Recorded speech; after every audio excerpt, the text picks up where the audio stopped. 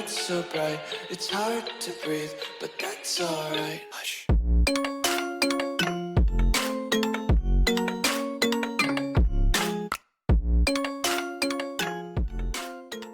Hello everybody, it's Captain Mayday once again with No Sky Unexplored.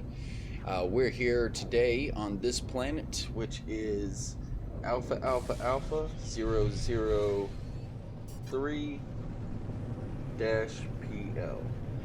also known as Need Omega.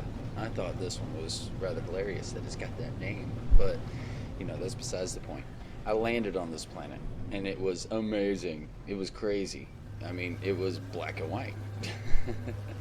I didn't quite understand what was going on here. I think it was like some kind of environmental change. Maybe it's the atmosphere. Maybe it's just the color of everything at first is what I believed. But then I found out that's not what that is. It's just a crazy black and white planet. There was certain things about this planet that I just found absolutely amazing. I wanted to build on this planet, but given the type of memory that I have, I really enjoyed exploring this planet. It was nice. It was beautiful. But at the same time, it seemed to be lacking in color. But, I mean, that's neither here nor there. Black and white's got its own little viewpoints and things that you like about it. Now, there was a lot of crazy stuff on this planet. Like these guys right here. I did not know what they were at first. They just looked really weird. And then I noticed they have eyeballs inside of them. What? It's a life form that's literally like a gelatinous orb that just contains eyeballs. It's like, whoa. Now the caves I thought were really cool, but this is something I wanted to show off. If you actually look at the rocks on the cave, it kind of looks like skulls, doesn't it? I was just trying to, get a little bit of a viewpoint. The whole planet itself just seems to be like an eerie kind of graveyard looking thing, but I think all of that can be attributed directly to the color. As far as like nighttime goes, almost everything here seems to be either completely fades into darkness or it's bioluminescent to the point where it's going to come on and light up during the night. But it's a little distracting because you can't really tell the difference between one plant to another. It makes it hard to discern actual distance because as you can see here, the ones in the back don't seem to light up. So as far as discovering the planet and everything on it, it wasn't too terribly hard. They had a lot of really weird life forms like these, but these are bioluminescent as well. If you notice on their little icon right there, they have a silver or golden streak. That golden streak is actually I guess that's their spinal column or their main brain, something that I think that kind of represents a part of their body that actually has more biology than the others. This guy was really weird. It's an underground tentacle monster. I didn't know what to think about this. I was kind of scared he was going to get aggressive, but nope. I forgot. I'm in creative. Ain't got to worry about him. I found everything on this planet. No problems. It was super easy. I got this planet done within a few hours.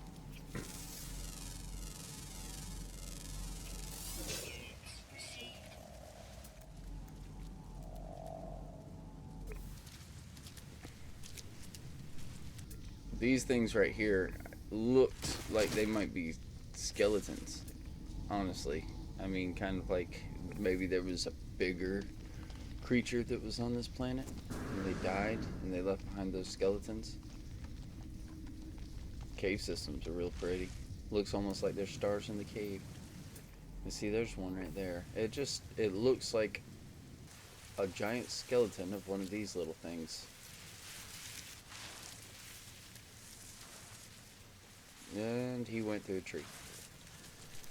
It was definitely interesting, to say the least, to get to explore this planet.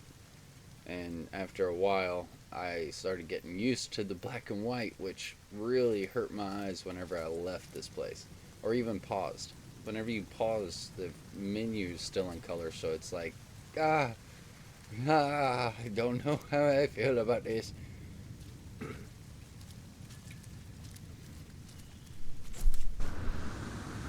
Well, I say that it was easy to get this, but there was one little hard part. I didn't get it all completely at the start. You, I took, dadgummit. There was a little bit of a problem right there at the end. I just had one underground rare creature that I had to find that was, a little bit difficult, as underground creatures always are. But I got to explore some pretty cool cave systems, like this one. This was an amazing cave system. I really wanted to build a base in here, but I decided against it. It was just wouldn't be satisfactory enough building it on creative mode, nor would it be satisfactory to build it on a planet that I'm probably never going to visit again, considering what this YouTube channel is going to entail. So odds are I'm probably never going to come back here. But like I said, it is gorgeous. I love it. It's like you're in the cave and you look up and all the luminescent lights and flowers and fauna and flora, they just light up to the point where whenever you're in the cave, it feels almost like you're outside, because you got almost like a star constellation type graphic above you and around you. It's just really, really pretty. I don't really show off cave systems all that much, except for in the first one, but these caves are amazing. I don't know. I think it's probably because of the black and white. It just kind of makes it to where it's got more of a beautiful eeriness to it, rather than just, oh, look at the pretty green yellow lights. Durr. Some of these cave systems get real tight. Some of them are just open as heck. This is that last guy. So, thankfully, now that we got him, it's all done.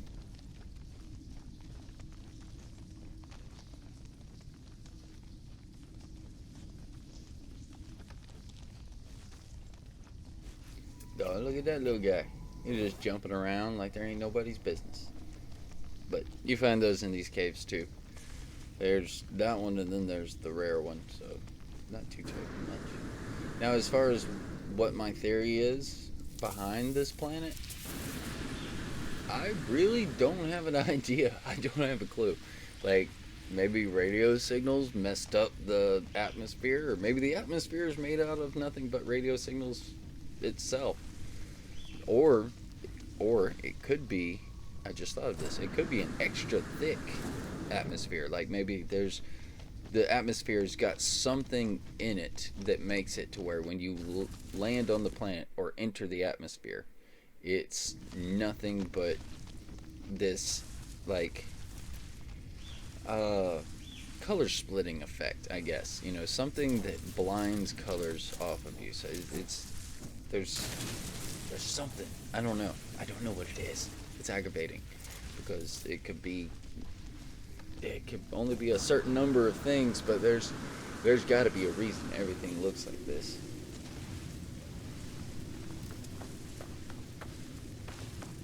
Can't figure it out though.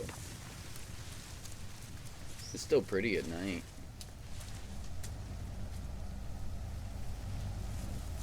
See, it even turns the inside of my ship black and white. So that's what makes me think that it's something with the sky or the atmosphere. But yeah, see, now look, it's going immediately blue. This is when everything started to get daunting. It's like, ugh. But I appreciate everybody, and let's take a look at some of the creatures we found. Yep, yeah, it's a Need Omega. This crazy planet that we wound up coming to. I can still, it's like, whoa. And let's see. We got our typical oxygen flower. That's what you normally see. There's some of these trees. These are bioluminescent on the top. It says they're fungally made. This is lost insects. It eats lost insects. Okay. Photosynthesis. Doesn't look like it does. I mean, you see the vibrant colors in a lot of these flora? I mean, it's like you would not see these colors unless you were off-world or looking at it in this view. Otherwise, you're not going to get to see what colors those plants are. Oh, there we go. One that's not going to view itself. Lovely. These things were kind of eerie. They looked like they were moving, but not moving. Some more typical cave flowers. More typical cave flowers, eh? There's another one of the ones that was moving that wasn't actually moving. It's kind of creepy and nasty looking. Minerals. We got plenty and plenty of minerals. Gravitationally formed. A living stone. That's a curious statement. Living stone. Colosines.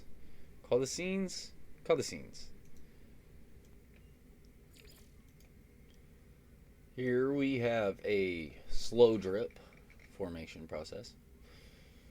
Don't know what that means. Probably like a stalactite or stalagmite would form. Plant deposits.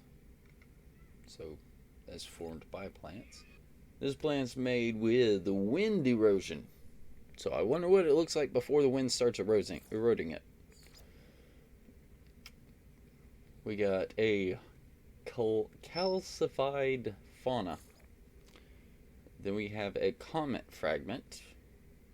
Bone-like. I don't know how to take that note. Soil compaction.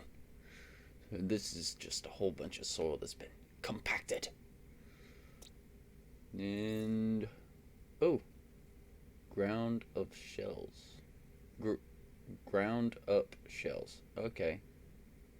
So, what kind of shells? I didn't see those shells.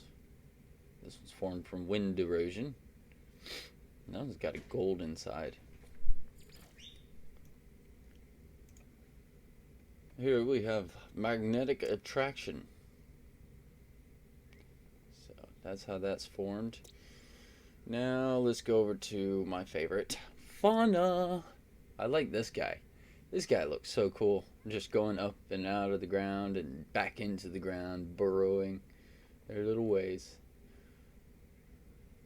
Seems like the color, the beam is on either side, so that's pretty weird. And this guy, this is that orb.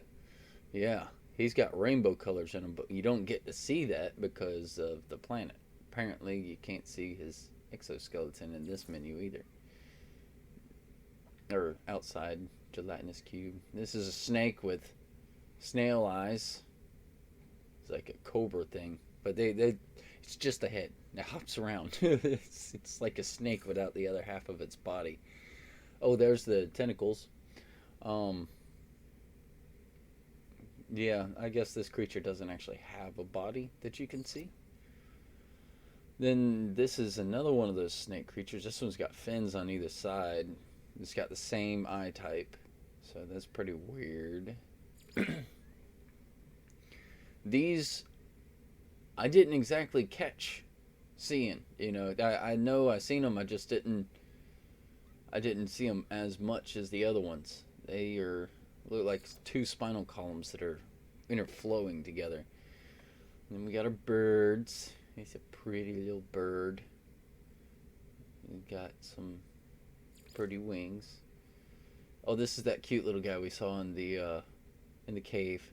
I don't. It looks like a Furby.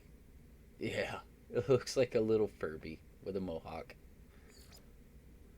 This is our underground cave system guy, the rare one that we had a little bit of trouble finding. Not too terribly much. Looks like a crab. Obviously just a crab type. But thank you guys. And as always, I'll see you next time on No Sky Unexplored. I've been your Captain Mayday, and I hope that you get to join me on the next one. So, I'll see you guys. You take care, and don't forget to like and subscribe.